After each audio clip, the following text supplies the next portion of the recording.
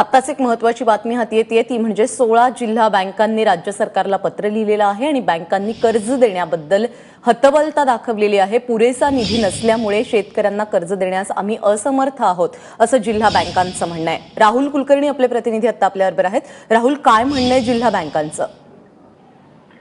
प्राजक्ता, आज सहकार मंत्री सुभाष देशमुख यांनी जिल्ह्यातल्या सर्व जिल्हाधिकारी आणि सहकारी बँका, राष्ट्रीयकृत बँकांच्या नोडल ऑफिसरची व्हीसीद्वारे संपर्क साधला, चर्चाही केली आणि त्याच्यामध्ये असं लक्षात आलं की याआधीच खरं तर 16 जिल्हा बँका अशा आहेत की ज्याच्यामध्ये मुख्यमंत्र्यांची स्वतःची नागपूर जिल्हा बँक म्हणजे ते आणि सहकार मंत्र्यांची ते ज्या जिल्ह्यातले ते सोलापूर जिल्हा मध्यवर्ती बँक यासह वर्धा, यवतमाळ, बुलढाणा, उस्मानाबाद, बीड, लातूर अशा जवळपास 16 जिल्हा बँका आहेत की ज्या आर्थिकदृष्ट्या अतिशय अडचणीत आहेत आणि त्यामुळे या जिल्हा बँकांनी सांगितलं की हे 10,000 रुपयाचे जे ऍडव्हान्स आहेत ते पेरणीसाठी द्यायचं ते आम्ही देऊ शकत नाहीयेत।